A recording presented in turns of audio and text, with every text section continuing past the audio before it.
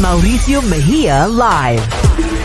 Entertainment guru, Silicon Valley entrepreneur, author, and speaker. It's Mauricio Mejia Live every Wednesday night, 7 p.m. on the West Coast and 10 p.m. on the East.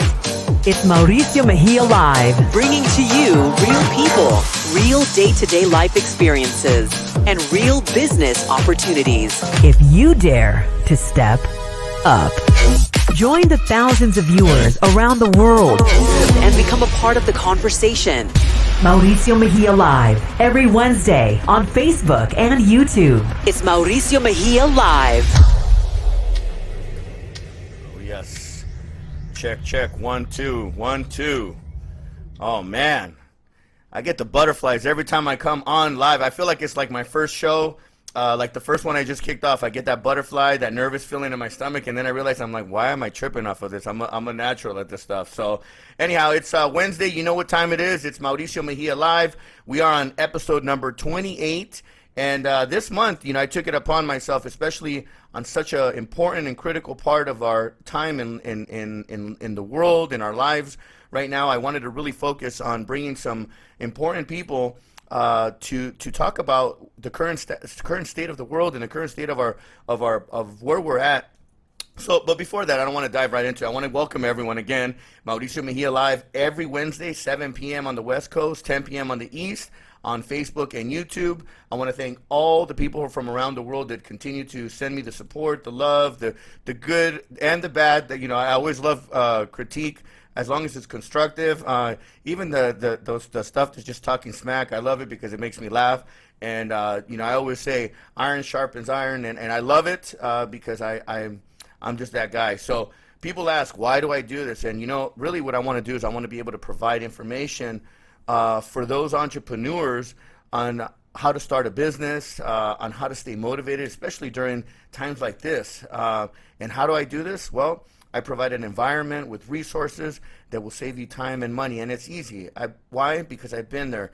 I've been through the pitfalls. I've had the big ups and downs and the experience. So when you're coming to me and we're talking and having a conversation about business, I can help you get from A to Z a lot quicker than you going through that learning curve and pitfalls. And sometimes the pitfalls are good. I mean, I wouldn't have learned what I've learned if I didn't go through those ups and downs. So with that said, if you ever want to have a discussion about business, you can contact me directly. You can go by visiting my website at mauriciomejia.live, so mauriciomejia.live, or you can direct message me on my Facebook channel. You can leave a comment while we're here, or you can leave a comment on my YouTube channel, and I'll get back to you. I love to, after the show, I love to go back and go through all the comments and really just have a conversation and build.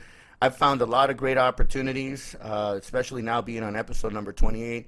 I've had a lot of great opportunities to talk to some great people that I've asked some simple questions, and then it turns into a partnership or some kind of friendship or some type of strategic partnership. So, and with that said, I got to give a big shout out to Elizabeth Diaz over at Juicalize. Amazing Latina woman, entrepreneur, has an amazing, she's not only a nutrition coach, she's my personal nutrition coach, and this look here that I got, this new 2020 quarantine after 28 weeks, wasn't just done because I was kicking it at home. It took a lot of hard work, dedication, and I don't mind putting the work and the grind as long as I'm getting the results. And I just want to say thank you very much to Elizabeth for providing me the great juices that I get. And tonight I'll be drinking the I Am Awesome. I've already started. Actually, I wanted to pound this thing earlier, but I wanted to take time.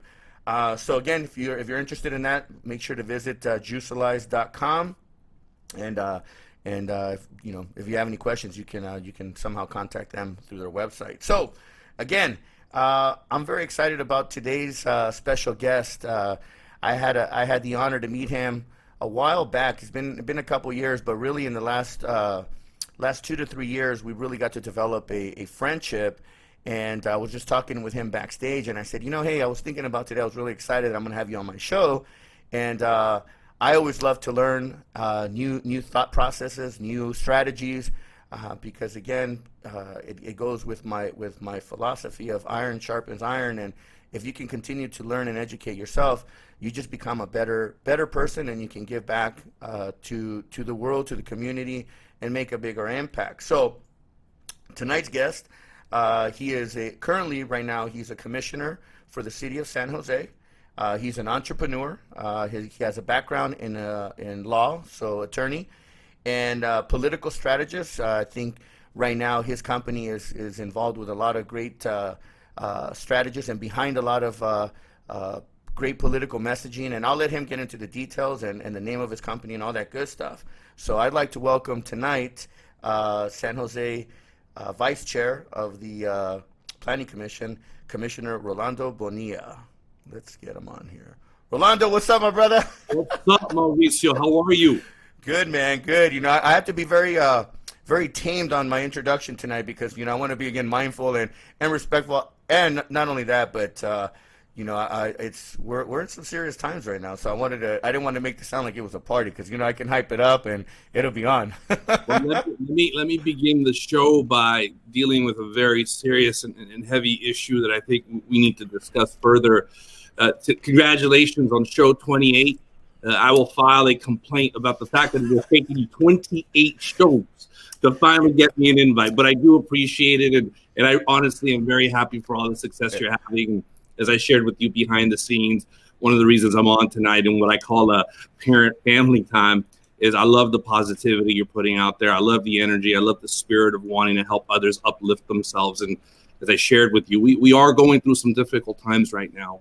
And if everyone did a little bit just of putting out that positivity out in the world, I think we'd be in a far better place. And candidly, it's why I still have hope.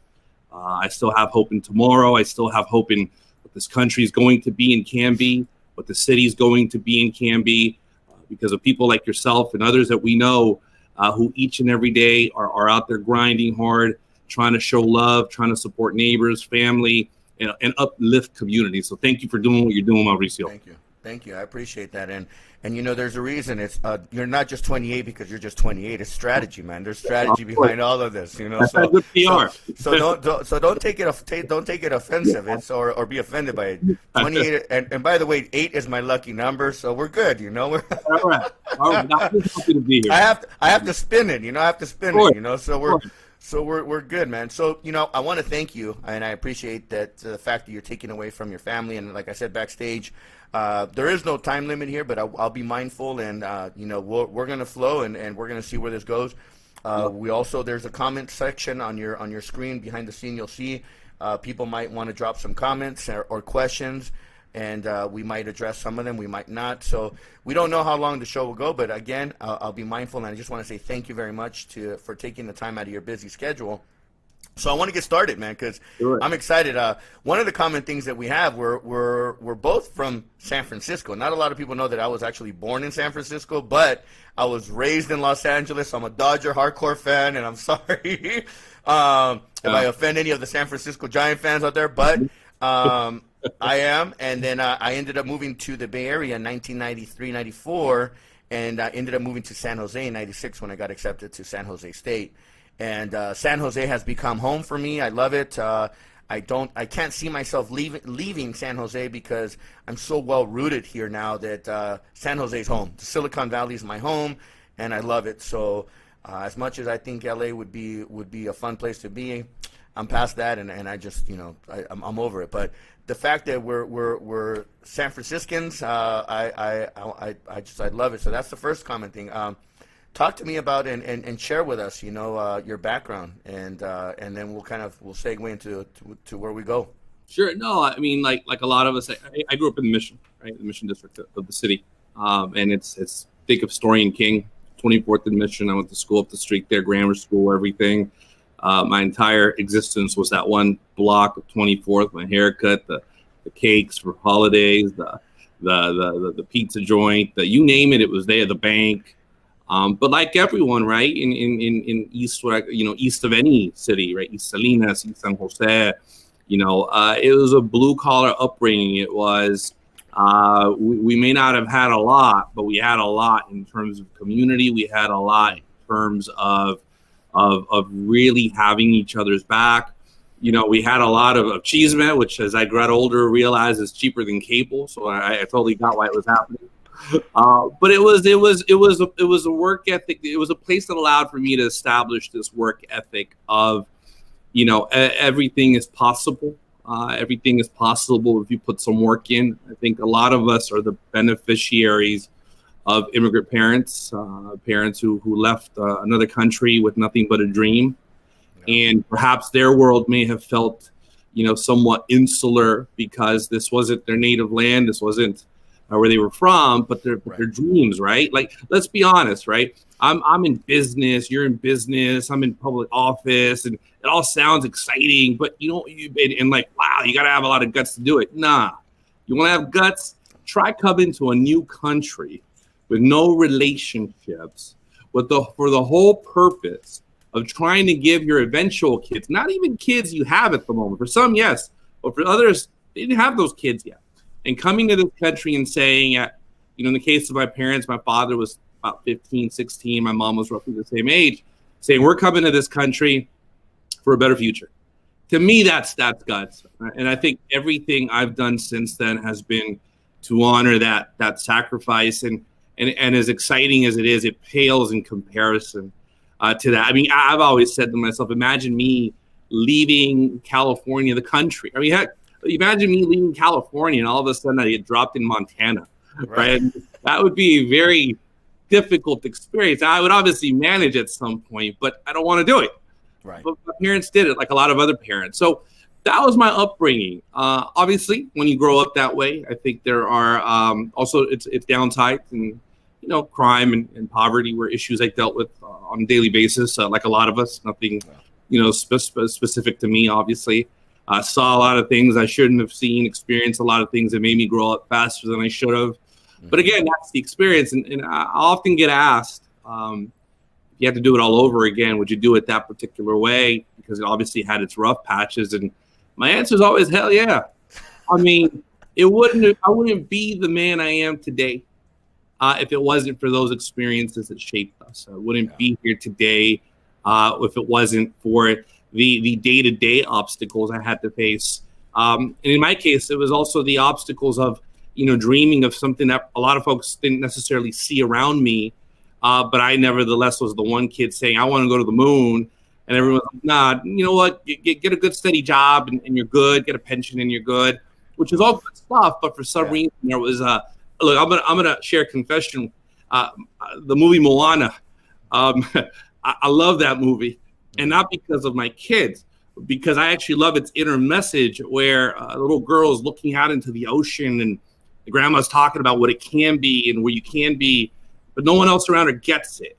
And that was me, right? My grandmother was kind of that person who would always say, hey, look, whatever you want, whatever you just, you know, esteem to be, you put the work in, it'll happen. But that was my experience. Yeah. You know, I wasn't ever planning on being political. It wasn't per se nothing that, you know, was on the list of jobs available to me. My mom wanted me to practice medicine or law. You know, the ones that folks in our immigrant communities tend to see as the only routes. My father wanted me to get a city job and, you know, get a pension and retire. And me, there was just something in me that pulled me. But what ended up getting me into politics, unfortunately, was, you know, like a lot of us, we saw death early on in our lives. It was always around us. But there was one particular one that kind of shook my world. A younger brother, a good friend of mine, was murdered in a drive-by. Wow. He was a baby. He was 14 years old. So do you have siblings? Is there others? Or are you how many in your family, children? 4 of us. I'm the oldest. Two male, 2 female. I'm the oldest. I joke the oldest means I'm also the family mule. My job is always to deliver and help and be supportive. You're the workhorse. I'm the workhorse. Yeah. Make it easier for them in every way that I can. But yeah, no, it's you know, my dad jokes. He goes, you know, he says I needed workers. So 4 of us were more of an ample work crew for him. But again, our upbringing wasn't wealthy. It was working class. But it was definitely what I lacked, perhaps in financial resources. I never really lacked in terms of sense of community. I never really lacked in terms of support. I mean, something as simple as going to the store in certain neighborhoods requires some support. I always have friends who are willing to get jumped with me. Yeah, you gotta cruise with the entourage. You gotta walk with the entourage. Right. Absolutely. No, that's right. And the entourage for us, as you would probably recall, Mauricio, wasn't an entourage for the sake of looks. It was a safety entourage, and those were the things you did. But I'll tell you, it was a great upbringing. Had its ups, had its downs, but I would say the life lessons that I learned have made me who I am today. And I know a lot of your viewership, right? Because I watch your show when I can. A lot of your viewership totally gets this experience. I know you had Fred Tovar on last week, and a lot of us I think that's what brings us together, right? We all have that shared experience. A lot of us are kind of the first in our family to break some big cycles, or the first in our family to do things that our family, doesn't really get what we're doing. I can tell you to this day, my mom doesn't really understand what I do, but she's proud of me. You get to wear a suit, so you look cool. So, she's thinking, oh, my mijo is going to work and it's respectable.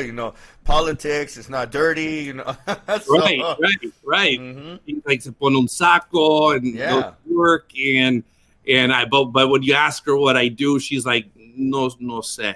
But that's the beauty of it, right? I think my kids will know, and one day, hopefully, they'll surprise me with an industry I've never heard of, and my job is to support them as I was supported by my parents and my grandmother. But again, I think that's what brings us together, right? I go back to my earlier comment about hope. Yeah. If we look at ourselves in the mirror and we look at our neighbors, we all have more in common than we have that divides us. This shared experience, whether you're, white, black, brown, Asian, we all want the same, right? We all want a better life for our kids, safe environment for our families, clean water, a roof over our head, a nice warm bed. Yeah. If you look at that, that's what we all want. And sometimes politics in the discourse is intended to divide us. Yes. I think we have to remember and analyze everything we're watching, everything we're reading, and ask ourselves, is this really helping us move forward collectively? Yeah. And if the answer is no, it's not your job to pick a side. It's your job to pick the side of what you can do to improve the experience of those around you within your means, right?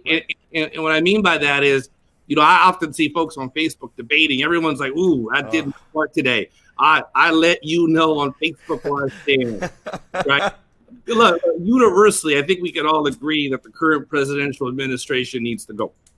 Absolutely, 100%, man. And I know I have viewers out there that are big Trumpsters and they're supporters, but I just, in my mind, today I got to listen to Obama. He did a speech for Biden. He's out there campaigning, and it's just the decency, the words, the intellectual conversation, the level of thinking. It's like dancing with words, man. It's symphony. It's just beautiful to hear quality versus just the trash that keeps coming out and the division that we're going through, and that's what's heartbreaking. And really during this COVID time, that was one of my inspirations to start my show, and to think that I started this 28 weeks is the only weeks that I counted. I got actually 2 more weeks, so it's been 30 weeks if you think about it since we started this whole quarantine stuff. March 13th was the official date that we got locked up in Santa Clara County. So just the world just kind of went upside down, and where we're at today, just to see that the economy was just, everything just seemed to be going good. 2020 was supposed to, I'm not even saying it's not supposed to. It's been an amazing year, even though we've been going through what we've been going through. You just have to sharpen your mindset, reset, recalibrate, everything that you can possibly do to better yourself, so that then you can be able to push back out into the world and give that positive energy. So, and that's one of the things actually that I've admired, and every time we have conversation, I love the intellectual conversation we have, because I pick up some great strategy and some great ways of just speaking, and I love it. That's why, again, I'm glad that you're here this evening with us, because I really want to dig into this. Your attorney, your law background, your political strategist, some of the people that you worked with. We're gonna pull it up in a few, but we have a picture of you when you were in your younger days, and I think you had some hair too at that point. What was left? Hey, but you still had some, man. So, and there's some amazing people that are your side by side. It's actually a very powerful picture, man. So I'm impressed. As a matter of fact, I don't even keep talking about it. I want to pull it up really quick because I think it's important, and you can share with us who are these characters that are here with you. Actually, very respectful people. So I see you right here on the. I'm looking at it on my left side. That's you with the red tie. And this looks like you're coming down Market Street? Market Street in San Francisco. There you go. And then right next to you, to your left, our current, at that time, I don't know what position she has, but I think she had just become district attorney of San Francisco or was about to become. So Kamala Harris, who's running for vice president of the United States with Joe Biden. Amazing human being, and I've actually got the chance to meet her here one time in San Jose. It was brief, and very, very just you can see the confidence come out of her. And then there's a lady next to her. I think you said that was the fire chief earlier when we were backstage. The fire chief, yeah. Yeah, fire chief. And then at that time, was that Gavin Newsom as the mayor? As the mayor of San Francisco. There you go, and current governor of the state of California. And then the lady at the end in the uniform, that's the former police chief, right, of San Francisco? Correct. Yeah. So amazing picture. What was happening here? I mean, it looks like there was a pride flag in the background. Was it? What was this for? What was it representing? At the time, it was 04. I was the chairman of the finance committee of the San Francisco Juvenile Probation Commission. So in San Francisco, commissions legally run departments. Got it. And at that time, that was the 2004 MLK March down Market Street. Wow. And I remember that vividly. It was funny. I haven't seen that picture in a long time, but that was a great time. You're over here giving me blasts from the past, man. But that was a great. That was kind of my political upbringing. When you had the chance to work at City Hall and intersect with folks who clearly, as we see now, are leading the charge. I was there at the very beginning, and I saw them and interacting. And in the case of Kamala in particular, she became a mentor of mine, and one of the reasons I ended up going to law school. Gavin, funny enough, true story. Since you bring him up, appointed me to my first office ever. And I kid you not, I think he just got appointed as supervisor. Kevin Shelley had left, and he got appointed supervisor, and I got appointed to the very powerful youth commission. But I'll tell you what, it's an example of what you do every day. The youth commission, before I got there, was literally, just kids learning about government. The year I got there, it was incredible. It was Jesse Arreguin, current mayor of Berkeley. My buddy Francisco Castillo, who's a bigwig with the railroads and is on the West Sacramento Planning Commission. Ben Matranga running for San Francisco City Supervisor right now. Bill Barnes, a political genius in San Francisco who's advised mayors since Brown. Now imagine that was my group. A lot of talent. A lot of talent, a lot of young talent, a lot of driven talent. So we're sitting here saying, look, we could either do what everyone expects of a youth commission, which is to send a report in. This is what the kids of this city want. Or we could do what we've already kind of figured out, which is let's try to create some bills out of this thing. And what we did was we created we got bills passed. I remember for me in particular, the big piece of legislation that I passed was at the time, I think it was the DiMaggio estate of the baseball player had provided a grant, I think, to the city for free pool access in North Beach. So I said, well, wait a minute. If you're going to do free pool access in North Beach, then you should think about making sure you get free pool access out in the Excelsior and the Mission and the Bayview Hunters Point. And I was able to cobble up the votes and was able to get it successfully passed. And I wasn't the only one. My colleagues, that list that I listed, and they're all very successful, as you know now, and they also did the same. So all of a sudden, everyone's looking at this body saying, wait a minute, these youth commissioners aren't just doing what they've done in the past, they're actually treating this thing like it's like a legislative body. So the point I'm making is everything in life is what you make of it. Yes. Now, we could have sat there and said, hey, look, it's cool. We get a nice gold star, a seal and business card, and this is it. But we didn't.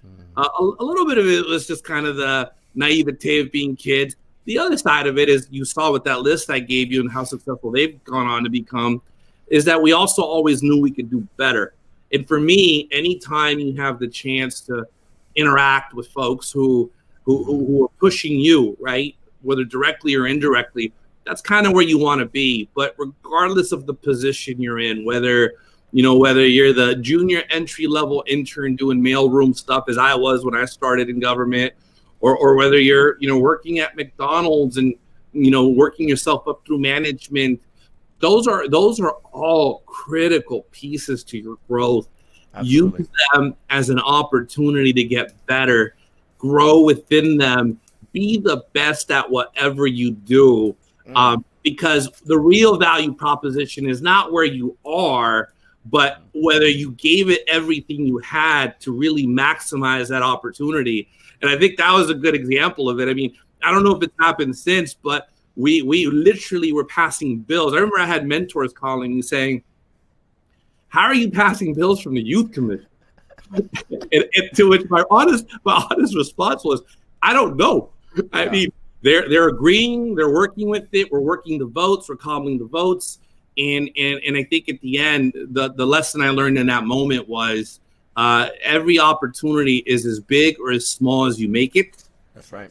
So when you have that, it's kind of like Tom Brady says, when you only get one shot to get on the field, so don't mess it up. Right. My attitude is whatever the opportunity, don't mess it up. Just jump in and be the best you can be. Absolutely. And I think what you just gave an example is what from a political side that you were in, it really that's business skills, that's negotiation skills, that's the beginning of entrepreneurship. It's not yet in the private sector, but with those skill sets, you can roll those over into the private sector, and then that triggers, where you can go, start your own private company or your something, so you were already at a young age. And I understand it because that's how I started at 15. I started my first business at 15, which was, it wasn't a formal business. It wasn't a big corporate business, but I was going around the neighborhood washing cars, and I've shared the stories. I tell people, I'd go around and I'd tell the guy, I'd look for the biggest cars because that's the one I can get the most money from. And there was a lot of trucks in my neighborhood. So I would tell the guy, I'm like, listen, I'll wash your truck. I'll detail it out. If you like it, it's $20. If you don't like it, you don't have to pay me. And, I'm a young kid. They would see it take me 2.5 hours to wash a car because I wanted to make sure that it was bad because $20, $20 at 15, that's a lot of money, And so for me, that's how I did. And if I could, then I started learning how to do the math. And if I did 2 cars, 3 cars, 4 cars, I can make this much, and so much time. And if I moved a little bit faster, I got to learn efficiency, and I got to learn how to make more with my time. So I was trying to do an hour a car, and then within a close proximity. So I had to get my hustle on, man, because I wanted to make my $80 so I can, save up so I can buy my first pair of Jordans because my mom at the time couldn't afford them. But that's okay because this is what taught me and gave me my fire that I said, no, I know what I want. I want more out of life. So it just kicked in. So, great that you did that. And I gotta say, I gotta give appreciation to that because it's people like you that are involved with the youth that also gave us as youth that we don't know where these opportunities came from. I used to go to an after-school program when I lived in Los Angeles in one of the barrios, and they had these after-school programs, and then they give opportunities for us to go to the pool for free. Right. and do stuff like that. So someone had to take initiative on that. So it's guys like you that took that initiative and that fought for us the youth to have that ability. I mean, even for me to play sports, I couldn't afford it. So there was programs and grants that allowed me to bypass the paying the fee, and I still got to get a uniform and play and so forth. So Man, thank you. That's awesome to know that you were critical of that, especially in San Francisco. San Francisco's like, like a concrete jungle. There's not a lot of greenery out there, so it's a lot of and it's a lot of small little communities within the area. So, and I know the mission very well because my father was in the mission, and we had a house on 24th and Hampshire. So that's where we were at when I lived with him for a quick minute. But yeah, and then we lived on in Hunters Point, and that was interesting. That was an interesting experience as well too. So I was probably one of maybe 20 Latinos that were in that area, and I got to meet a lot of great people and got to learn a lot too. Got to learn a lot from the streets, So. HP, Double Rock, Alice Griffith, yeah, I mean, all about Candlestick. Yeah, I miss Candlestick. Not the only one, but yeah. So that ignites your somewhat of a political. You start, and it's kind of they're running parallels: political, business, kind of negotiating skills. The attorney, the law background. Now, you mentioned earlier that was part of what Kamala Harris had some influence on that. What were you trying to go to law? What were you trying to study? What kind of practice were you trying to get into? Funny enough, for me, her mentorship, and then my mother, funny enough, always wanted me to go to law school. It pulled me in. I knew I didn't necessarily want to practice, right? But I knew though that in my own very rudimentary way, I was under the impression, hey, if I understand the laws, I'll understand how to navigate the world better, right? But I'll tell you what, for me, it's the best academic experience I could have undertaken because now that I'm in business and even in politics, having that understanding, having that thinking, having that, I would say, competitive advantage to view the world differently, in terms of there's the world, and then there's the world within the world that the law school experience helped me see even clearer. I'll tell you the joke here in the house. I don't care if my kids practice law or not, but I did tell my wife and the family, every single one of them is going to law school. I don't need you to be a lawyer. I don't need you to practice, right? I do need you, though, to earn that thinking, to earn that rigor, that discipline, that structure. Because for me, college was, college, right? Hey, show up on game day, get your college tried, you'll pass. Law school is not a joke in that sense. Law school, and I know to all my, law school veterans, attorneys that practice out there, you know what I'm talking about. It was an intellectual rigor in boot camp that I will say was the most satisfying academic experience in my life. And I always tell people joking, when you marry a street smart person with that intellectual, with that legal side, that's pretty tough to beat. And I'll tell you from a confidence standpoint, right? Like even now, people say, even in the political space, if you don't do this, we're going to do that. And I'm like, okay, right, sure. Right. Because, it's not anything, But if I didn't have the background, I'm like, oh no, what does this mean? What do we do? Right. You go into panic mode because you don't have that experience. You're right. What you don't know. And if you give that power to somebody, it'll cripple you, and you're like, and then trust me, I know. And being in business, I always tell people you're not a real businessman or a business owner until you get sued, and then you're like, whoa, then it's really lights on. Right. No, exactly. And I think for me, having that competitive advantage and that rigor was not only a value proposition, and I'm using it exactly how I wanted to use it. I wanted to use it for business. Nice. I wanted to use it as I navigate through politics. The idea of practicing law every day wasn't anything that perhaps that interested me, but the idea of having that tool was something that did. So I listened to those individuals that obviously had a lot of influence in me, and they were right, and it was the best decision I made. And now so much so that I tell my family here that whether they like it or not, if they want to be included in my very powerful will of like $10, they will. They must go. They must go to law school to get that rigor, that training, and that edge. Yeah. Well, it's going to get competitive, as you already know. The world gets just as the technology gets better and heightens, and with all the different influences and distractions, we have to keep a sharp mind and a sharp discipline, because it's easy to get distracted and go off the rails. I mean, we're seeing it right now, how, with the fake news or the stuff that isn't real, I mean, just the way the world is right now. I mean, I in my entire life, I've never experienced, well, again, I was also growing up, so where I'm at today, I look at things and I'm like, wow, I've learned a lot, again, from just experience, and from having some great people. I've been blessed.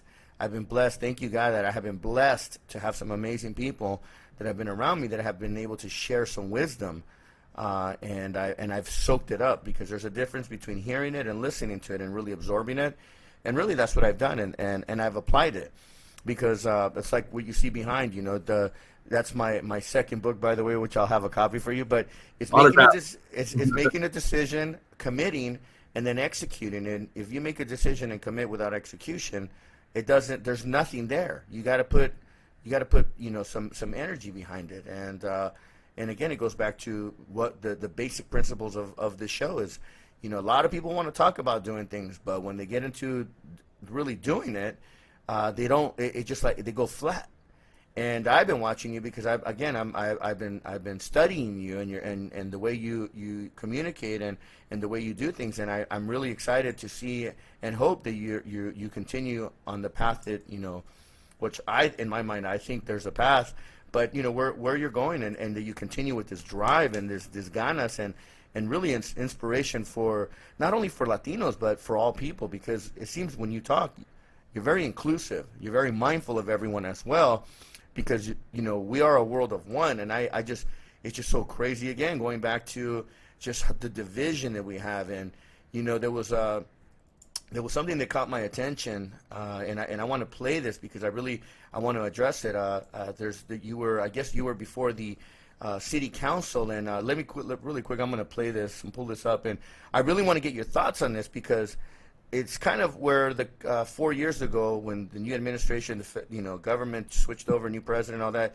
and then this whole thing about building a wall, and then just the already creating that division, and there's a lot of people that feel that way, and then to have a local city, and I'll say the city, Cupertino was a city that really talked about building a wall around their city, because they didn't want certain things to come into their community. But let me play this, and then give us your thoughts. I'd love to really discuss this part.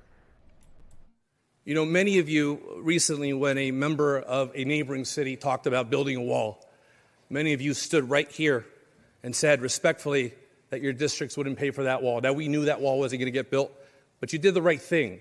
You stood here and you said, we will not pay for that wall. But see, in San Jose, there is a wall. There's a wall that divides east and west.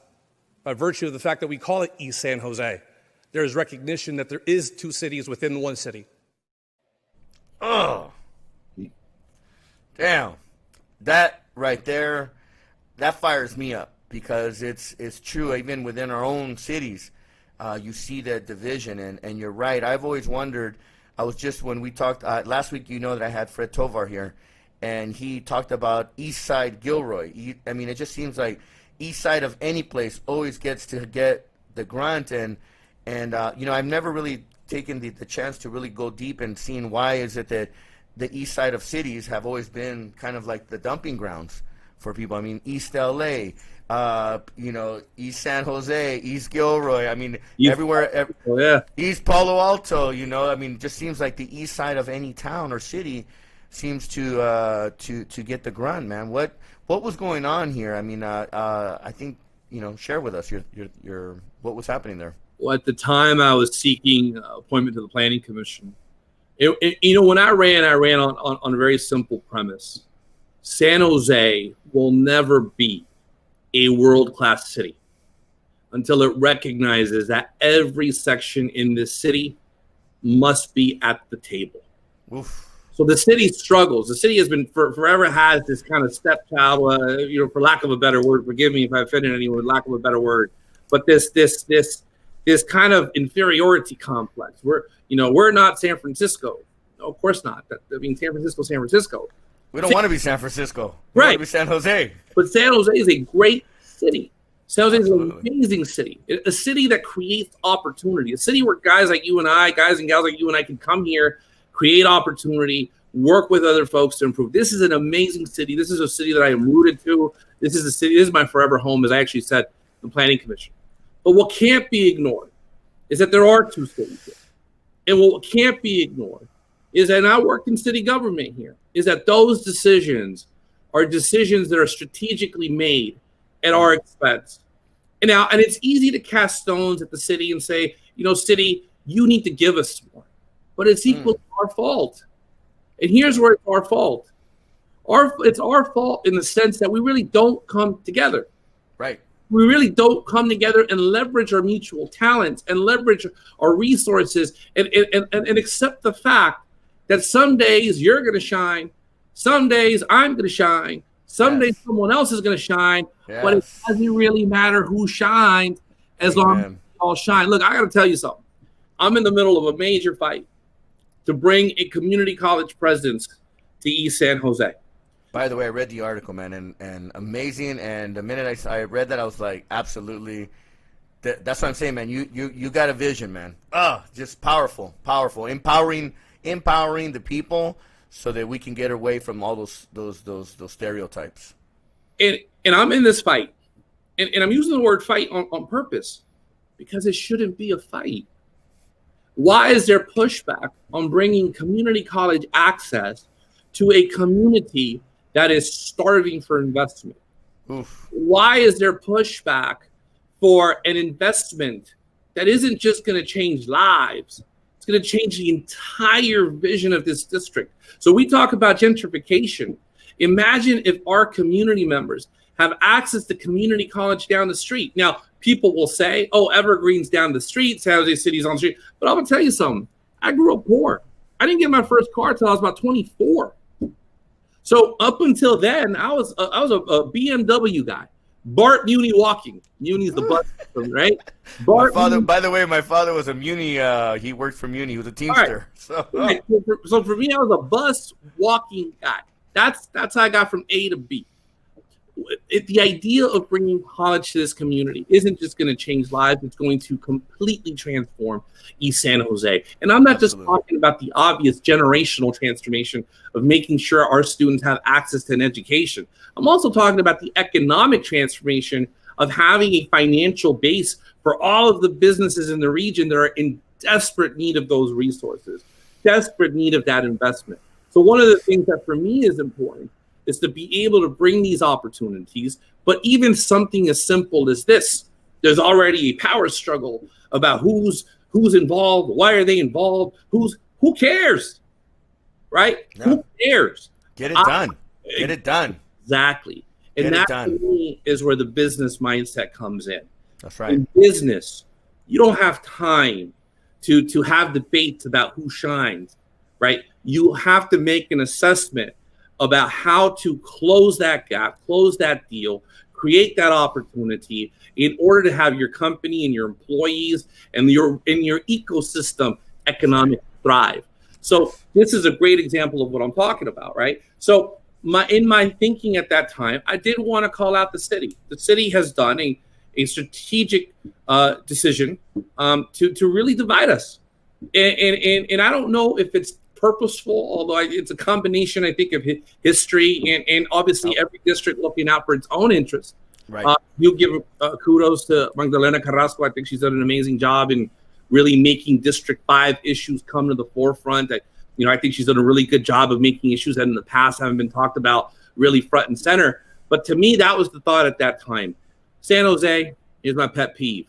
Mm-hmm. Don't go denouncing Trump about all the things he's doing wrong and then turn right around and in a passive way, kind of do something similar.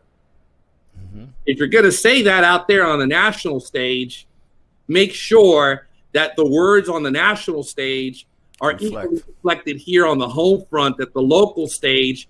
Yeah. Otherwise, and I'm going to be polite here, there's a serious inconsistency with the words, but the action, which is what we're all measured by, is not reflective of those words. So for me, that was the thinking. I needed to bring this issue front and center, and I continue. Give you another example, opportunity housing. I worked with Juan Estrada, the District 5 United General Plan Task Force.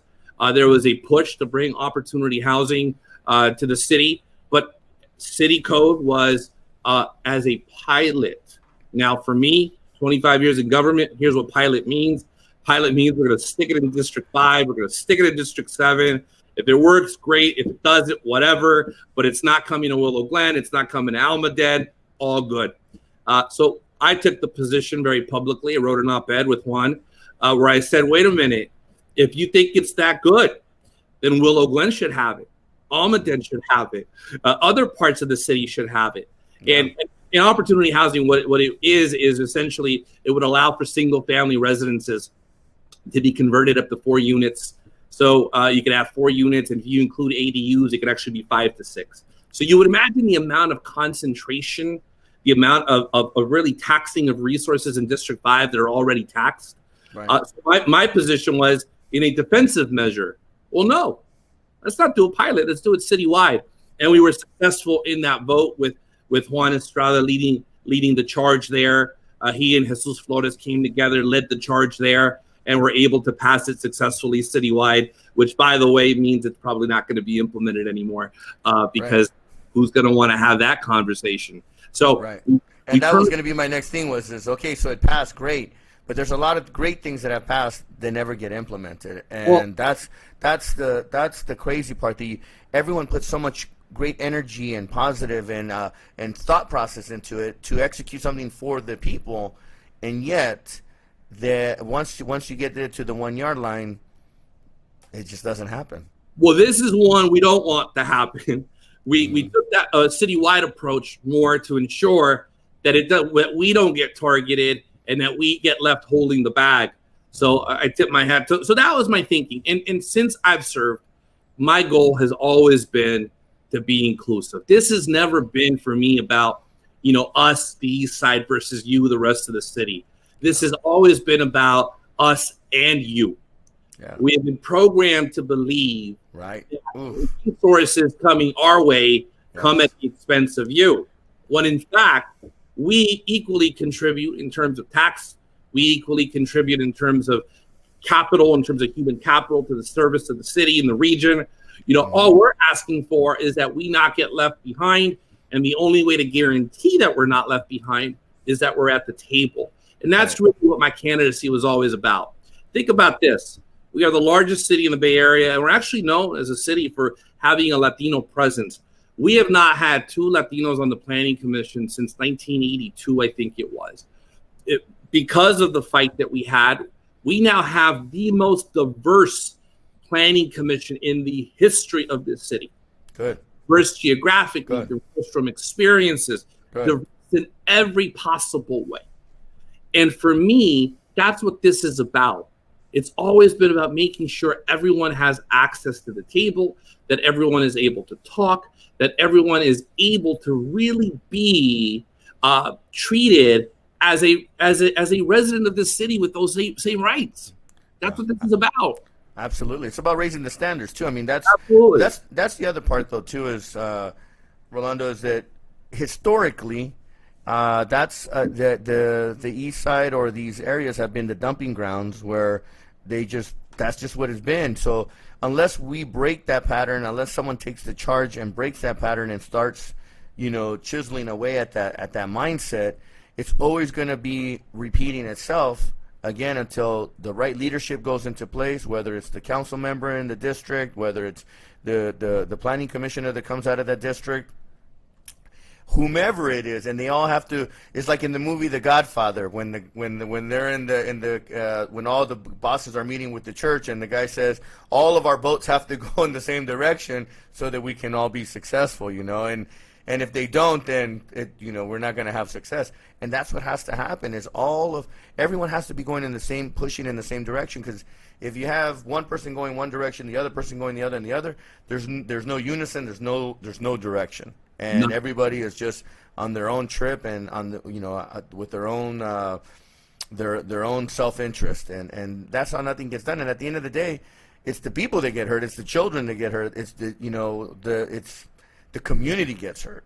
And I'm really glad to hear that, you're taking that kind of action, even from a planning commission, from a commissioner's point of view. And I know that you have through your company as well, which is Voler Strategic, the agency that you have. I mean, talk to us about that. I mean, you got some amazing people that you work with that you don't have to name the clients, but just at least the topics. No, I think our company, started 10 years ago. It was 2 people, and then eventually it morphed into what we are today. And yeah, I mean, we run the gamut, everything from public, tech, real estate. We are a full service communications firm that really had to work hard to establish itself. But now that we're established, I think the one thing everyone will say is that work ethic. Yes. That commitment to always meeting the needs of our partners, that willingness to be there when they need us 24/7, that willingness to make them understand that they are a priority. And a lot of people, you made this point earlier, a lot of people talk about doing things. Yes. I think I bring an athlete's mindset into this. I was a great athlete in my day, ... the great athlete part being in my mind.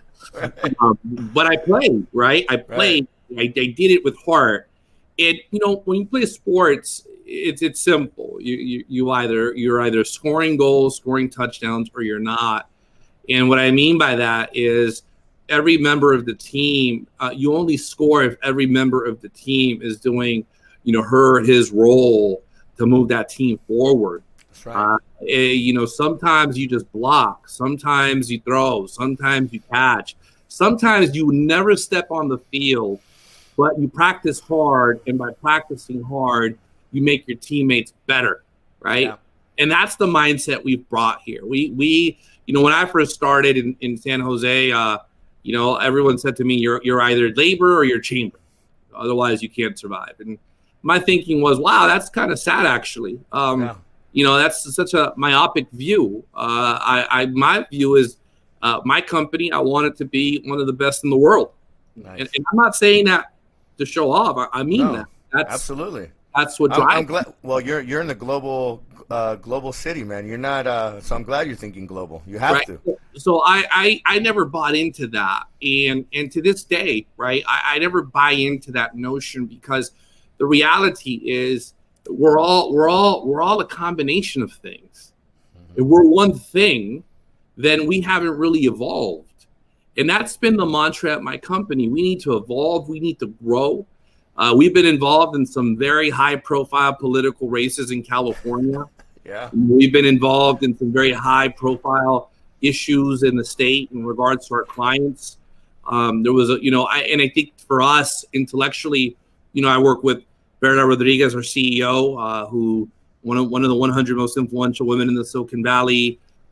Last year won a major award by the Silicon Valley Business Journal as one of the top Latina business executives in the region. Yeah. I've got Diego Barragan on my team, who's an airport land use commissioner for the county. I've got a PhD on my team, Dr. Fatima Rodriguez. By the way, Perla, Fatima, Stanford, USF, all of the above, right? Yeah. I joke, I'm the not so skilled one in that team, right? And then we've got an entire video unit that we've brought in from major corporations and even from some of the local TV networks. So my idea has always been keep pushing, keep growing. There's a line by Mario Andretti. I don't know if you know this. Although I'm 6'6", I still dream of being a race car driver. And I still, when I can, go drive laps. Mario Andretti had a saying, if you don't feel like you're losing control, you're not going fast enough. Yeah. And that is really the way by which I live my life in terms of my company, in terms of what I do in public service. Everything I do, I don't take for granted. Every opportunity I get, I accept as a privilege and oftentimes as a responsibility. In our own way, when Trump became president, look, typically you accept your president regardless of the party. But I mean, this one, again, not trying to be, too political for your show, but Oh no, please This be. one, this one, man, his opening line was an insult to our people. So Yeah. well, and then doubled down. So for me, once it started, I remember telling my wife, Perla is also my wife, I remember telling her, look, it's great that we're protesting, but you know what's greater? I said, his biggest fear is not the protest per se. His biggest fear is more educated people that he has marginalized, that he is seeking to marginalize, people of color, people, underrepresented people, right? And underrepresented isn't just color, right? There are lots of marginalized folks who don't have that economic advantage. So one of the first things that Perla and I did as a family was we hooked up with the Bay Area Gardeners Foundation over in Redwood City, started by an amazing human being, Catalino Lopez, a former gardener in the Atherton, Palo Alto area, who started a scholarship foundation for students from underprivileged backgrounds. And he's a great example of what I'm talking about. There's race, all the rainbow of races, as long as you have a desire, regardless of where you come from, he'll give you a shot. So Perla and I made a personal, I won't get into the details, but we made a personal commitment to subsidize DACA students. Nice. And at the time, DACA students were being attacked. Their funding was under threat. And these are kids that are just trying to survive, trying to make it, trying to be productive. So Perla and I made a conscious decision to really invest. And that's what I call it. It's an investment. I think as Latinos, we have to change our phraseology, right? We have to invest.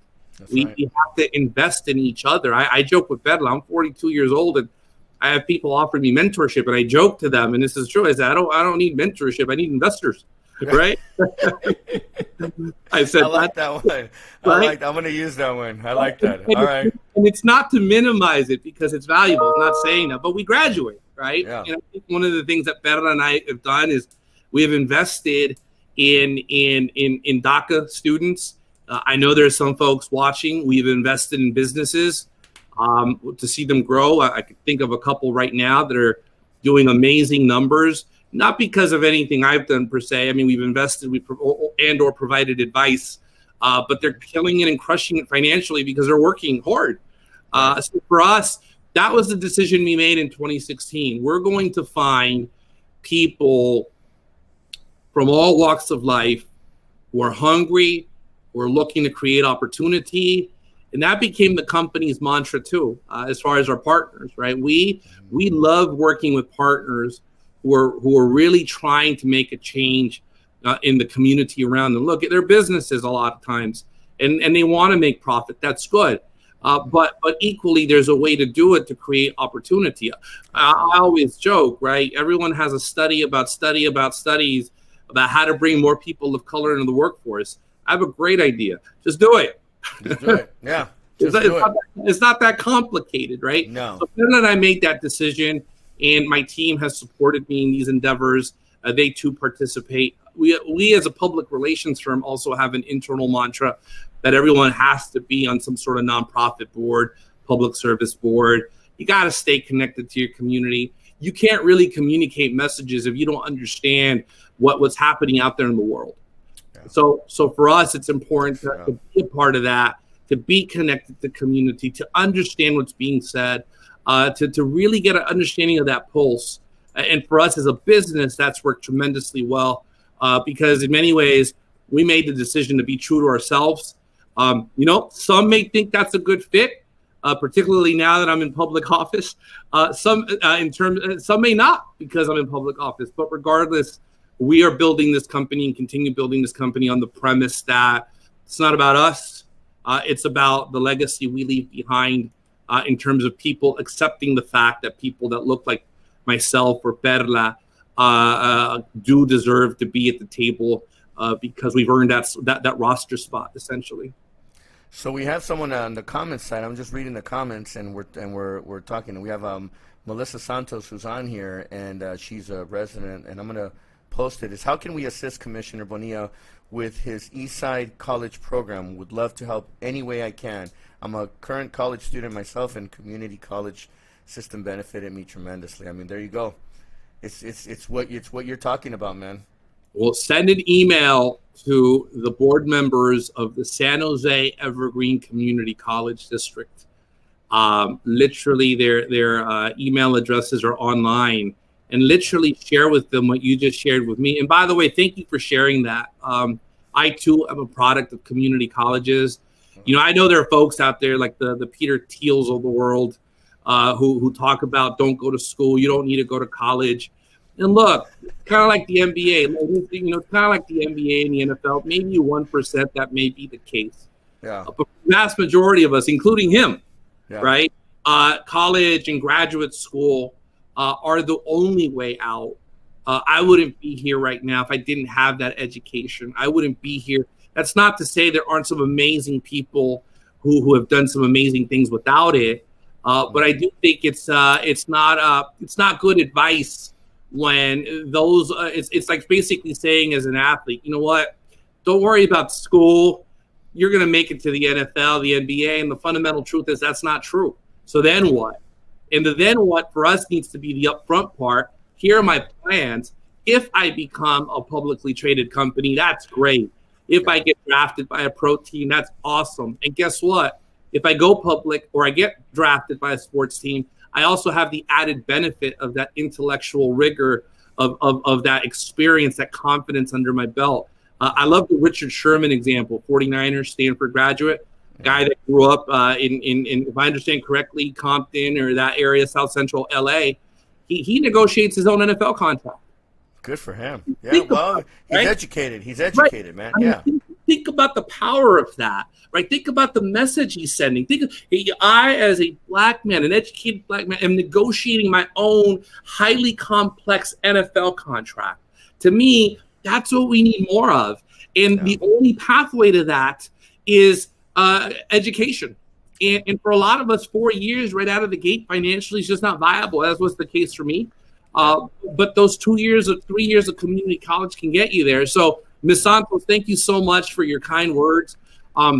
This is not about me, right?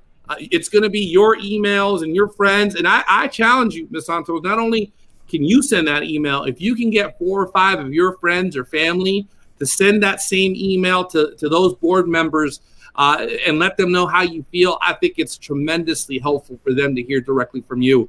And in fact, if you're okay with it, please share your contact information with Mauricio, and I'll reach out as well, and would love to bring you on board in this fight. And I hate to use the word fight, but that's kind of what it's become, and it shouldn't be that. No, it's not. It's not going to be easy. Nothing that we want to accomplish is easy. So it becomes a fight, and that's the word that we have to use so that we can use that as our energy to move forward. We got to catapult forward. And no, this hits home on so many fronts. I mean, for me, I unfortunately I did 3 years of San Jose State. On my 4th year, my final year, I fully loaded, and I remember the first day of class. The first week of class was just so, I was in debt. It was pretty bad. 3 years. I was on academic probation probably my entire 3 years. I was like, but I really was trying, and I was just a struggle because I knew in my mind that I already knew where I wanted to be. But so on my last year, I dropped out of college, and I look back, and the first time that I ever really thought of regretting dropping out of college was 2008 when the world turned upside down. I had been an entrepreneur. Well, I am an entrepreneur my entire life. I've been a business owner my entire life. And finally, that was when I really hit rock bottom, and I was like, what would have an education, a paper or a school education have given me that the real life hadn't given me? And then I realized, I'm like, I maybe should have finished that. But I don't live with regrets, and I don't look backwards. I only look forward. That I just turned all of that. Well, I can't fix what from the past. I got to move forward. So it just gave me more energy and more ganas to just catapult myself up. And, I look back now and I'm like, it still continues. I still believe it was the best decision that I did for myself. Now, that's not for everybody. I gambled pretty hard, and I went all in on my decision of not completing school. But I look back, and I am an advocate for people continuing education, continuing to learn. I have the honor, actually, your wife was, I think, the next cohort after mine, for the Stanford University Entrepreneurship Program.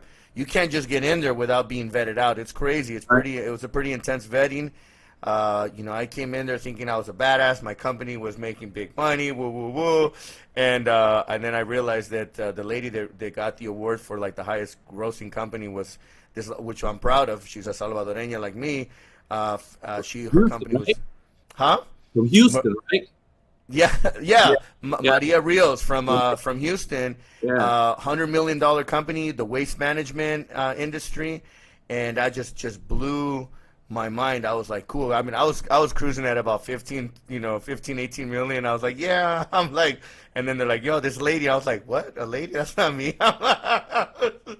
But it was cool. It was cool. And then your wife joined, I think, the next cohort, and then that's when we really connected again, was when we saw each other at the dinner. And then we went outside, and we had a good conversation. I mean, we've known each other. We just didn't really know each other until that. I think that evening is what really set the ball rolling. And then the other part is I'm also part of the ALALE, which is the Latino Leadership Alliance. I'm a part of that cohort, that program too. So, I know you were part of I kid you not, I was there for about 3 weeks. But my schedule. You told me the story. My schedule wasn't kind to me back then. But yeah. It's an amazing program, right? I think yeah. That's what's needed. And if I could plug something, I know folks. Yeah, please, come on. My Facebook page is at SJ Rolando. Yes. Follow me, and I communicate with you pretty fast on that. That way, for anyone that wants to, work with me on these issues, I'm happy to. In any way, bring you in, because again, it's not me. I mean, I think that's the one thing about public service I learned a long time ago. We're just vehicles for a bunch of different viewpoints, and our job is to kind of funnel them through us and help kind of bring these things together. But when it comes to East San Jose District 5 specifically, I definitely have made it clear that for me, it's really about making sure our community is always at the table, and that we're not going to settle for anything less. Yeah. We can't. Right. And my reputation in City Hall has always been that when it comes to our district, we're not going to settle for anything less, because to do so would be to negatively impact not only our community, but the city as a whole. There's the old saying, the platoon can only go fast as its slowest boat. And if the city is constantly putting us in a position where the resources aren't there for us to accelerate, then the city also is not moving at the rate that it needs to. And those political barriers, systematic barriers, must be dismantled. And I see my role as that, in order to bring everyone together, regardless of your race, regardless of your socioeconomics. My goal is really to get folks to get on the same page about, let's not focus on our differences. Let's learn from those differences, but let's also recognize the fact that we just want the best for our families, our communities, and that differences or should not be seen as something to be afraid of, but quite the contrary, as learning opportunities to get us to our goals sooner rather than later. Yeah, well, I think with the way that the world is going now, and at the speed that it's going, and if we have the right leadership, things will get done much quicker, because I think what we're learning through this pandemic as well is that a lot of red tape has to now get cut in order to get things done, because 8 months of being shut down, it's not just a small little blip in time. We lost more than half of our year, and the opportunities, right now, we're not seeing the impact. We're seeing an impact right now, but the tsunami is coming, and the bigger impact is coming now. It's going to roll over right into 2021, and that's where we're going to look back and we're going to be like, damn, we need to now catch up with what has happened in the past and really start to speed up things. I mean, I read an article today, or it was yesterday, regarding, obviously every business is dying right now. And, the downtown San Pedro Square got hit by this police enforcement group that came in and started cracking down on restaurants open past 10 o'clock. I mean, it's like, at what point does the right hand talk to the left hand and everybody communicate to be on the same page to avoid these kinds of miscommunications? And then you peg our police department as being the bad guys because the directive came from someone. What happened here? Well, I think what we're finding is the reason cities throughout the country are in the same boat as San Jose is because of how poorly mismanaged this issue has been from the national level, specifically from the office of the president, right? Absolutely. I mean, Fauci, I'm not a medical doctor, so I don't all of a sudden have become a Facebook, virologist, epidemiologist, right? Yeah. So I listen to people who have that background. Clearly, the reason there's some level of chaos throughout the country on this topic is the lack of uniformity of leadership from the office of the president. You look at, for example, China, Asia specifically. Mm-hmm. We're seeing that because some of these countries took it seriously from the very beginning, they're now becoming reigniting a new level of normal, right? We're seeing those economies bounce. They're bouncing up. Whereas here at home in the States, for example, JP Morgan Chase put out if I'm not mistaken, report stating that there's a concern of a double dip recession, which although not good, is much better than a full depression, right? So you're also looking at, for example, the Federal Reserve of St. Louis putting out a report about a potential housing bubble bursting because a lot of folks are really kind of have bridged this gap a little bit between a combination of the stimulus package that came in and also banks not wanting to really become landlords, saying, fine, we're going to hold you to it, but you don't have to pay later, but you're still going to have to pay, and they're not going to be able to pay. So yes, you're right. We are on the precipice potentially of a very dire economic situation if leadership at the national level doesn't get its act together. Currently, we're seeing, for example, the debate in Congress between Republicans and Democrats about the Senate stimulus package, right? The Democratic package is about $600 billion with about 400 and I forget the number, something going to states, the $600 per week to families. The Republican package is $400 billion, no support to states or localities, and that stimulus being $400. Now, look, if you're one of us out here in the world, you know what? Split it down the middle. Just get us something, right? Right. It's just anything to help my family. We don't care about whether it's at this point, 4, 6, 7. Just get me something, and that's what I hear a lot from families. But then I go back to the other side of a lot of this. This has also been a tremendous opportunity Absolutely. to reevaluate ourselves, right? Mm-hmm. This has been a tremendous opportunity to think about tomorrow, to also think about what we missed, right? What do we miss? I mean, I could tell you what we're missing is not the latest, Celine bag or the latest Ferrari Monza that came out. What we miss is hugging our friends and family, right? Going to dinner, having a conversation face to face in your studio and not here on Zoom. This has been tough. This has been tough but it's given us opportunities. But you're right, yeah. Making an assessment about really what is important to me, and I go back to my community college initiative. We're finding that a lot of industries are never going to be the same. We're finding that folks, for example, in the service industry, the way that industry is managed is not going to be the same. So where do they go to learn new skills and uproot and lift their families and take those next steps? They're going to have to go back to school. They're going to have to go back to learn a trade. They're going to have to do something to change the family's financial forecast as they move forward. And candidly, for me, that's why this initiative is so important. East San Jose, as you know, was ravaged by COVID-19. We were the epicenter of it in Santa Clara County. But yet, one of the reasons that's often not discussed is because our residents are on the front lines. We were the ones working at the supermarket. We were the ones at the gas station. We were the ones at the restaurant when it did only have 1 or 2 people working. We were the ones that when construction finally was able to open were the first ones there, making sure that those homes continue to get built because we can't afford a full economic collapse. So to me, what we learned is that we have a community, as I said last night on a panel, that is ready, willing, and able to step up to the plate and serve. Boom. We in government just have to give them the space and the tools by which to do that. Right. Yeah. we can go we can go another hour strong just on that, on what you said, because it's true.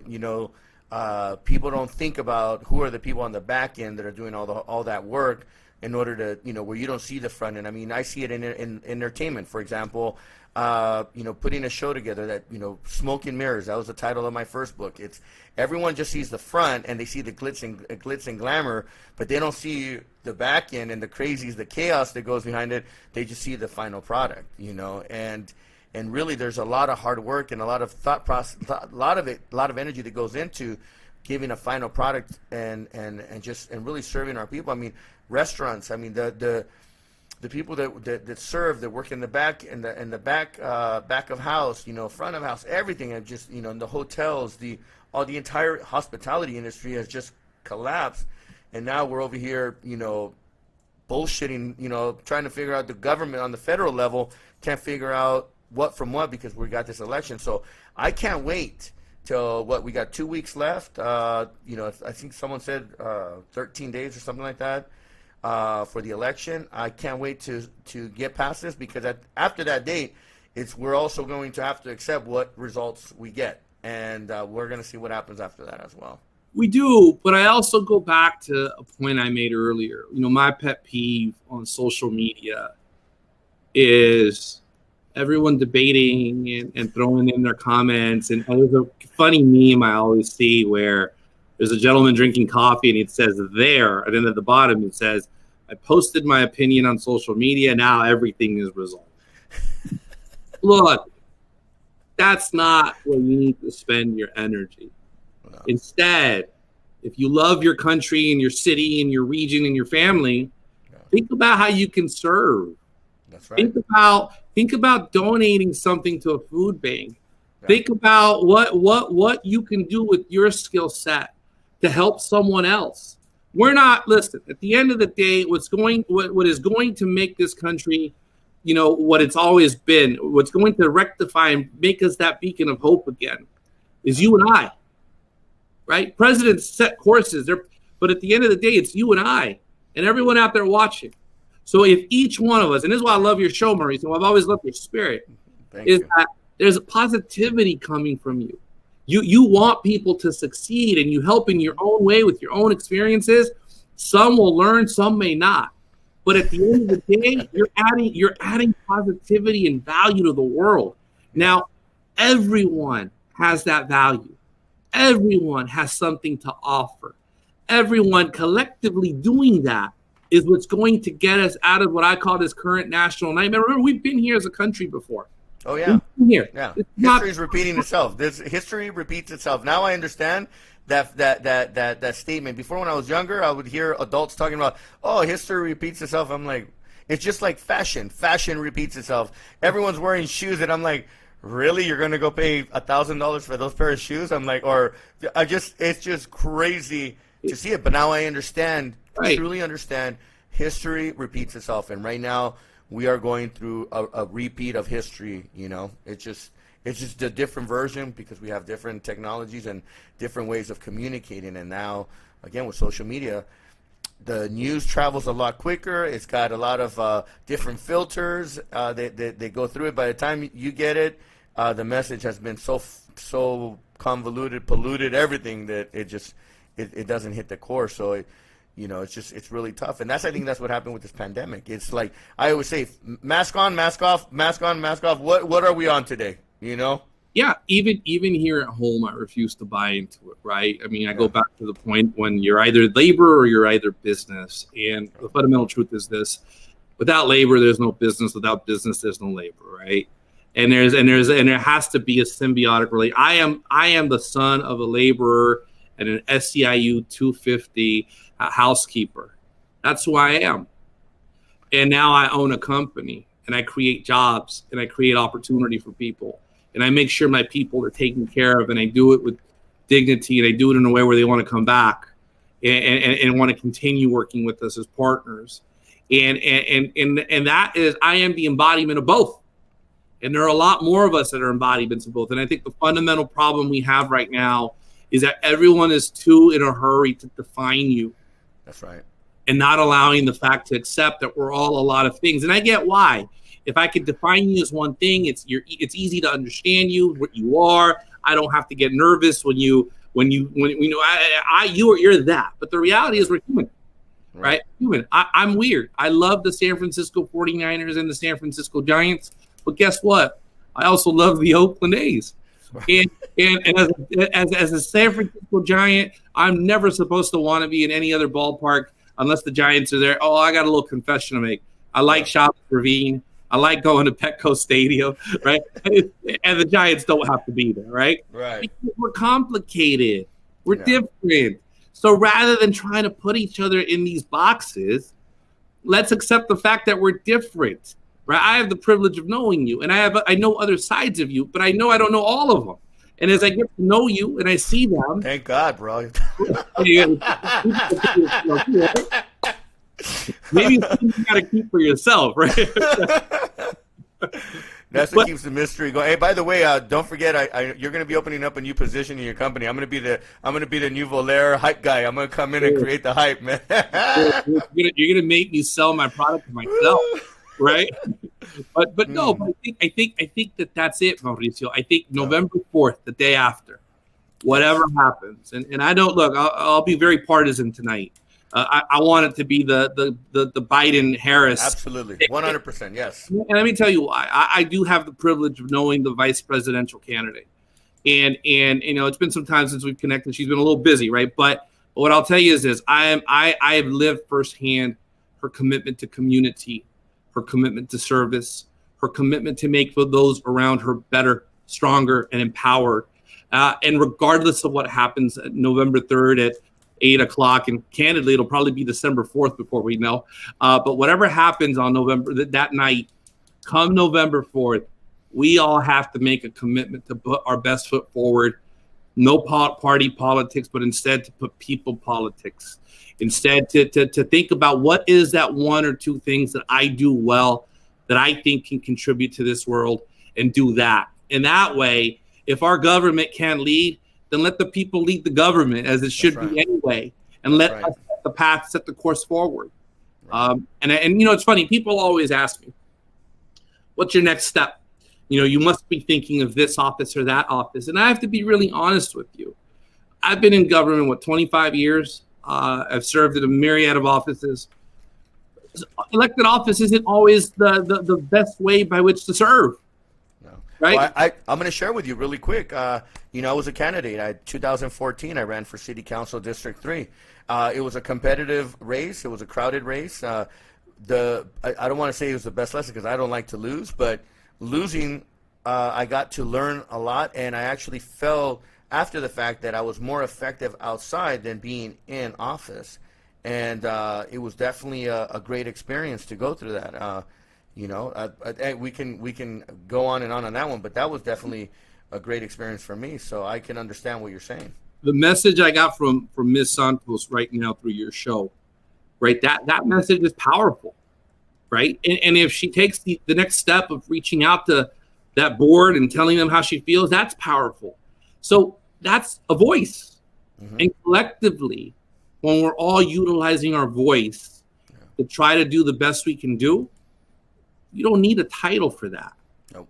You don't need a title for that. So I always tell people, honestly, I think they think I'm giving the standard bullcrap answer of, well, we'll see. But the fundamental truth is, if I think I can provide service and value in that capacity at that time, let's think about it. But maybe there are other ways that I haven't seen yet, or maybe there are other ways that are currently developing, and I have to kind of keep those options open too.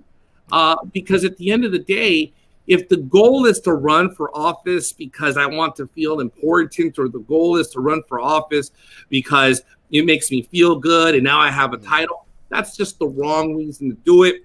You're not only doing it for the wrong reasons, you're going to hurt the community in the process. And every mistake that's made sets us back 10, 15 years, and we cannot afford that. Right. And that's right. You got to have a bigger purpose. It's not about you. It's about the community and the bigger purpose and serving. We talked earlier, my commitment on 2 boards. I sat on the Chavez Family Vision board, and I sat on the PAL board for San Jose, on East Side. And, both boards, we were able to elevate them to different levels from where they were previously, historically, and now, unfortunately for what we're dealing with right now, we couldn't continue some of the events. But 2021 and moving forward, I think a lot of things are going to change. But you're right. I don't do things because I need the gratification or the pat on the. I do it because I want to give continuously from my heart of heart. I want to be able to give because that's my purpose, is to all the success that I have. I want to be able to make an impact. One, for our community, and two, for all communities, because I always want to be inclusive of that, and that's why. So, Rolando, I wanted to ask you. I mean, and being that your upbringing, the things that you've experienced in life, for the people that are out there watching, what would be your advice? To maybe trigger some of those switches that are off right now, or maybe they're in a crossroad at a young age, because people are still trying to figure out their bearings. What is your advice for the young community and for people out there just overall? Whatever your goals are tonight before you go to bed, put them in writing. Think about the steps you need to get there. Tomorrow morning when you wake up, you've got one choice to make. The choice is simple. If you really want that, you're going to get up that morning and you're going to take a step, whether it's 1, 2, or 3, and you're going to move that ball forward. If you don't want it, if it's all just hype and just talking, look, we got friends, right? Like, look, we grew up the way we grew up, right? You go out, hey man, this thing, I'm going to open up this restaurant and this hotel, and I got this great plan to do it. And then when you ask, so what's the business plan? What? Yeah. What's the targeted population? Where are you getting invested from? Huh? What? And right there, you're like, all right, listen, I don't want to be the guy that rates on your parade. I hope you do it. You got to know where it's headed. Yeah. And the truth is this: if you want it, there is absolutely. I'm going to tell you something. I'm going to tell you something people don't know about me. I wake up every morning at 4 a.m. Go to bed every night at 11:30. There is always time. Yes. I have 3 kids. I run a company, about only 13 employees plus. I serve on the most important commission in the largest city in the Bay Area. You would imagine the issues in time like this is doing it. There is I'm exhausted, by the way. So I'm not needless to tell you that by 11:30 I'm passed out, right?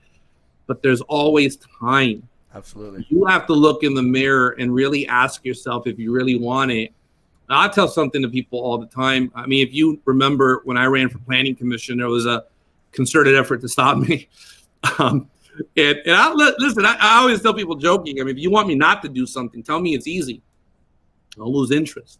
But if you tell me I can't do it, or you tell me it's impossible, good luck. Because I'm going to put the work in. And I wake up every morning at 4 a.m., every morning at 11:30. And the truth is, I do that because we only have a certain amount of time per day. We only have a certain amount of time in our lives. I collect quotes. I carry around a little book of quotes.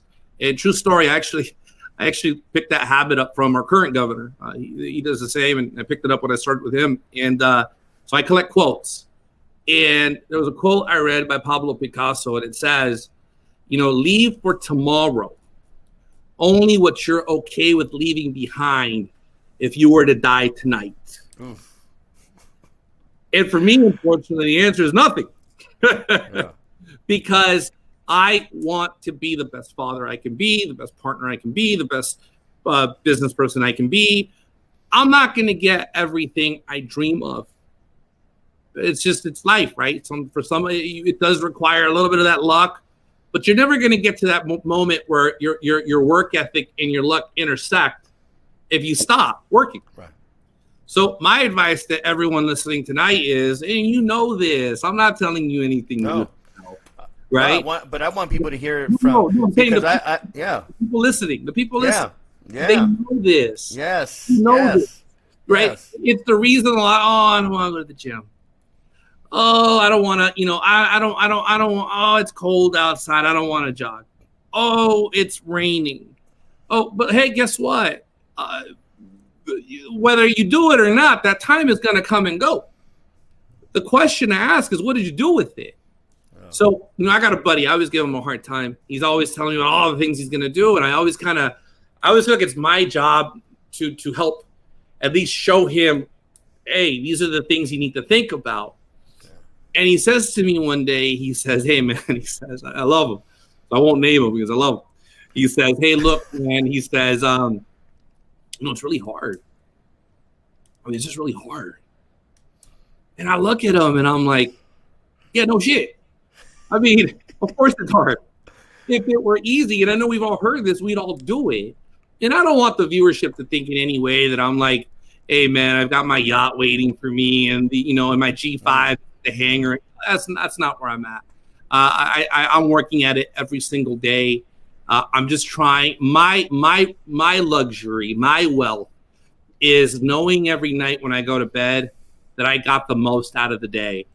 And kind of like my point with whatever happens November 3rd, if you add those points every single day, you're going to thank yourself 3 months from today. I mean, look at you. You look great, right? 28 weeks. You decided that you wanted to work on your body. You wanted to work on your show. You wanted to work on your mindset.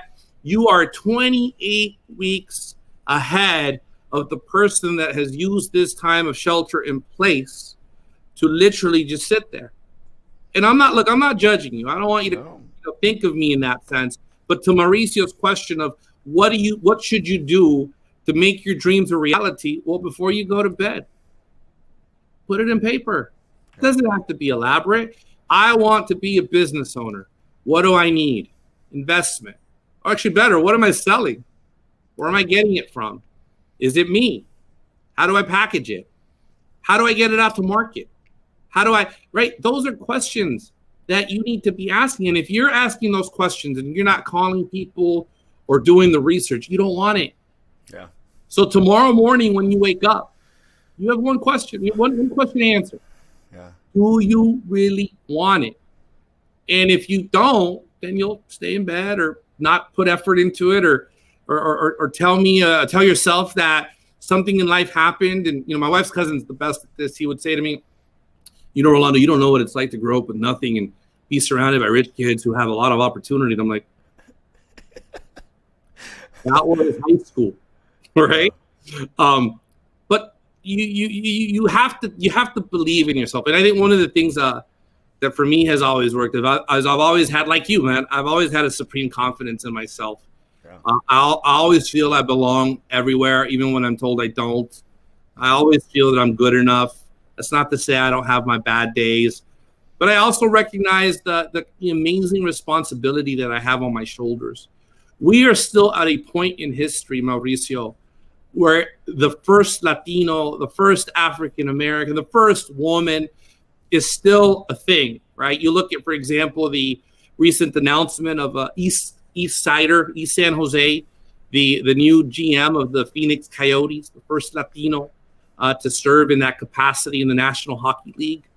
Well, I want us to get to a point where it's not a first because it's normal, because we've all stepped up to the challenge as well.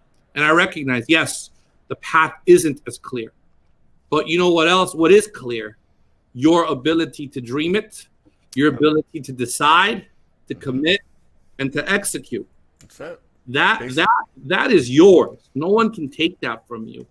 I'll tell you, there were times during this planning commission process where I sat there and said, "Oh, this may not happen." There were times in this process where I'm like, "Damn, it's not going to happen." There are times in business, in the beginning, for example, the shelter in place. I'm sure you have the same feeling. What does this mean? We did have a recession plan for 2 years. If you pay attention to economic indicators and forecasts, you knew a recession was coming, but no one could have imagined an overnight instant forced recession like this. But we trusted ourselves. I was putting out messaging as a company about using the latest, social distancing guidelines. I would send my team out to video shoots looking like the movie Outbreak. But that's what you needed to do. You needed to adjust. So I would say that would be my advice to those of you that are listening tonight. Just believe in yourself. You're good enough.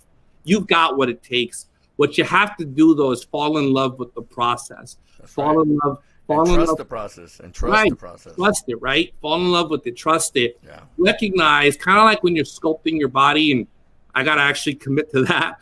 But kind of when it hurts, when your muscles are ripping, that means you're getting stronger.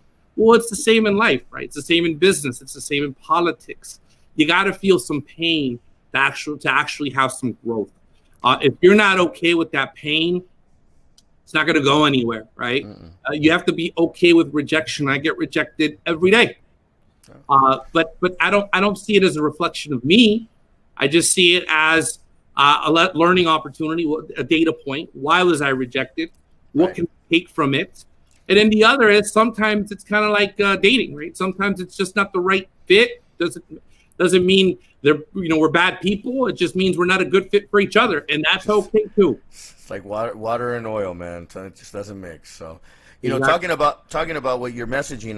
We have one of your public. I think this is a public service announcement that you did with the whole COVID. It's in Spanish, and I'd like to play it because I think it's important. It's right now, especially for our Latino community. So let me run this promo that we have here.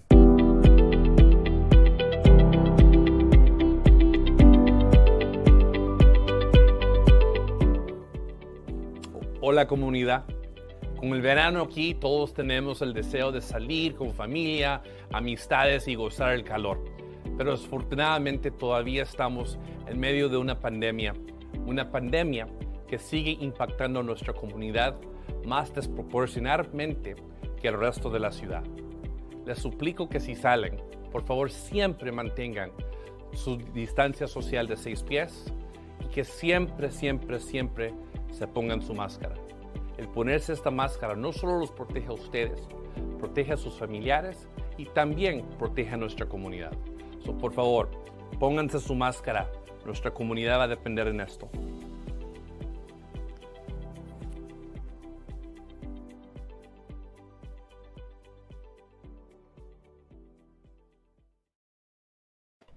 Again, multi-talented, my brother, multi-talented. I love it. A great message out to the community. I think in English, in short version, it's wear your mask. It protects not only you, but others as well.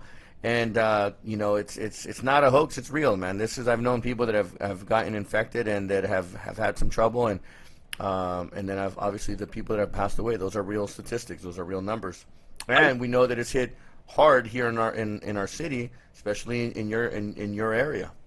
Yeah, exactly. East San Jose has been the epicenter of it in Santa Clara County, and sadly for me personally, I've had loved ones in Texas who passed away from COVID. Because it's kind of really rampant and out of control there in that state. But that video is an example of the point I've been making throughout the night, which is everyone has something to offer the world. That video was my team and I saying, how can we help? Well, we own a communications firm. We communicate. We have the tools. We have the ability to get messages out. And it was not even about me being in it. It made sense. The team thought for me to be in it because of my public role. But at the end of the day, the real takeaway that I wanted folks to have was wear your mask.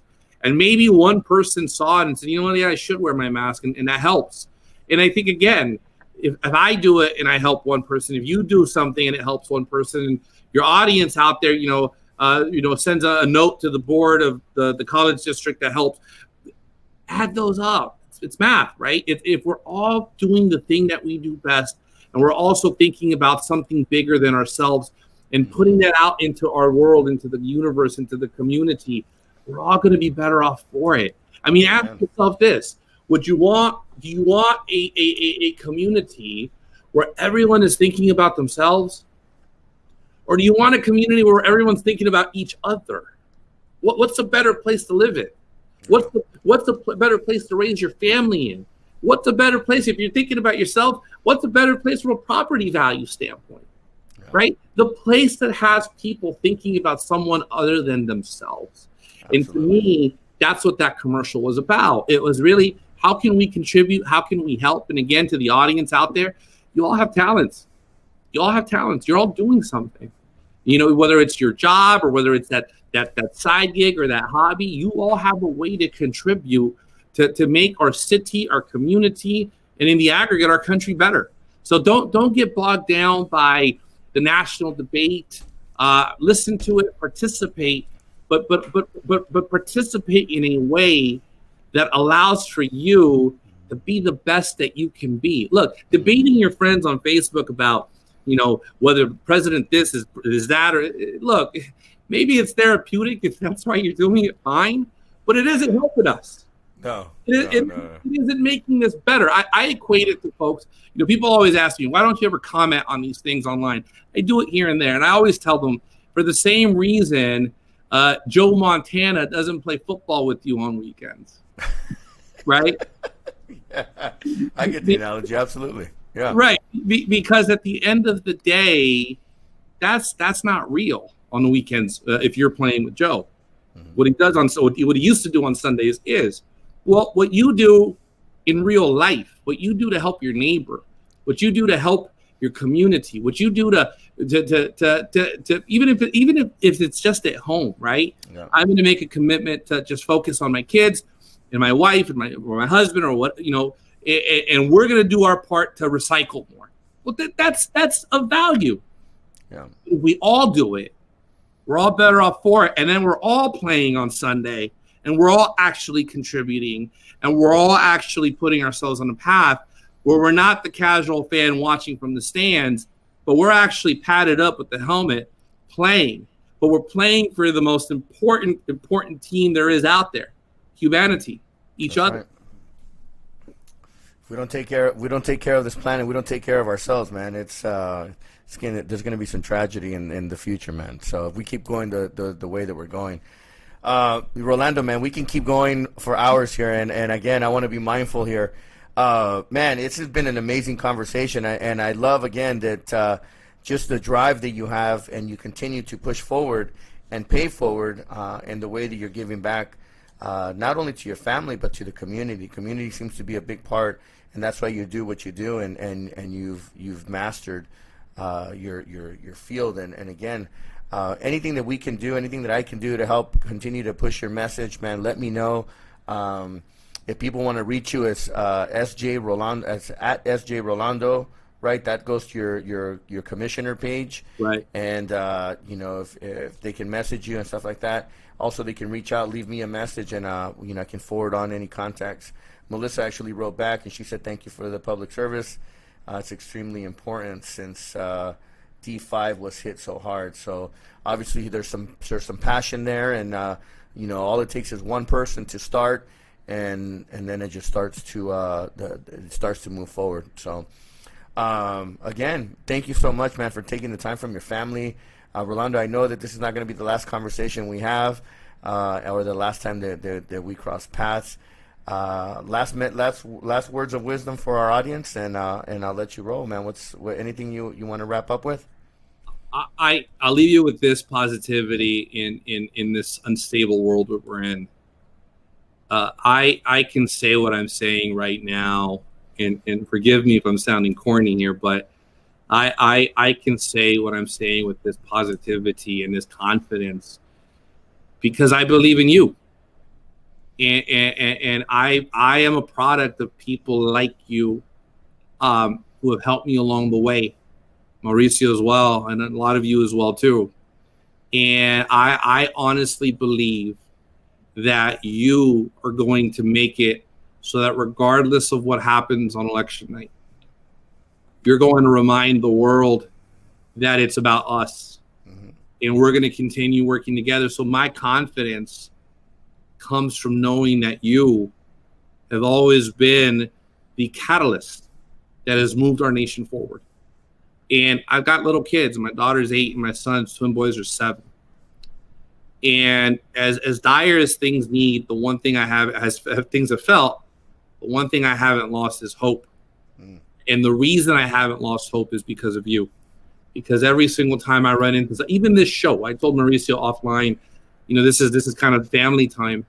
But the reason I want to do it is because I love how he's really trying to help, right? He's trying to bring his essence to you, to give you a little bit of hint to help you get better. And I ask you to do the same at home. I ask you to do the same with your friends and your family. I ask you to give a little of yourself because at the end, not only will we have the privilege of you, but equally, you will have inspired someone else to do the same and pay it forward. So that's why for me, yes, I want to make it clear again, I do think we need a change in political management in the White House. But having said that, I also recognize that presidents don't make countries. We're allowing that narrative to divide us. We do. And if we believe in something greater than ourselves, something even greater than parties, then we put ourselves on the path of making this country what it's always been, the land of opportunity, the land where we can succeed, and the land where we're going to raise our families. And my legacy will always be not what I do here, but the kind of world my grandkids are going to live in. Well, Rolando, Commissioner Rolando, thank you so much for your time and your words of wisdom. It's been an honor to have you here tonight, episode 28, and it wasn't by it was by design. It was by design, man. It was by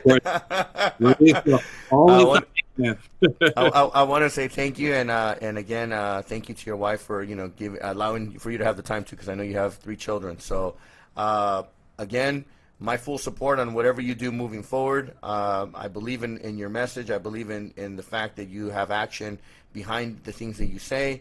So please count me in on any of the things that you're working on moving forward. You know that I have a very wide network of people as well, and have a large reach.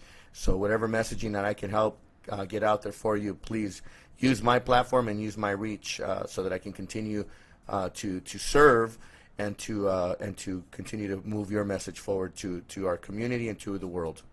I am touched by that. Gracias. I will definitivamente regreso, y el honor es mucho más mío. Gracias. And to the audience, thank you for being here. I'm humbled by your presence, and keep doing what you're doing. We need you. Thank you, man. Thank you. I appreciate that. I'm going to let you go backstage and wrap up the show here, and we'll touch base in a few. Have a good night, everyone. All right. Wow, what an amazing evening tonight. Commissioner Rolando Bonilla. I know him as Rolando Bonilla, or Rolando for short, but what an amazing conversation. Again, I want to thank him for taking the time away from his family and from everything, from his busy schedule, to be here tonight, not just with me, but with all of you across the city, across the nation, around the world that are watching. Please make sure to leave us comments. We're on Facebook and broadcasting live right now on YouTube. So I want to thank everyone again. Mauricio Mejia Live every Wednesday, 7 p.m. On the West Coast, 10 p.m. on the East. And if you want to get in contact with me, mauriciomejia.live. Once again, thank you everyone for being with us tonight, and I'll see you next week. We have our special guest, Andres Quintero, and we're going to be talking about education and as well as more politics, leading right up to the November 3rd vote. And let's what I want to encourage everyone that's out there, make sure your voice is heard. If you haven't voted, vote. I think actually the last day of registration already passed, but if you have your ballots, make sure that you drop them off at the local registrar and vote. That's the only way your voice is going to be heard. So thank you again, everyone. I will see you guys next week. It's Mauricio Mejia Live. Entertainment guru, Silicon Valley entrepreneur, author, and speaker. It's Mauricio Mejia Live every Wednesday night, 7 p.m. on the West Coast and 10 p.m. on the East. It's Mauricio Mejia Live, bringing to you real people, real day-to-day life experiences, and real business opportunities. If you dare to step up. Join the thousands of viewers around the world and become a part of the conversation. Mauricio Mejia Live every Wednesday on Facebook and YouTube. It's Mauricio Mejia Live.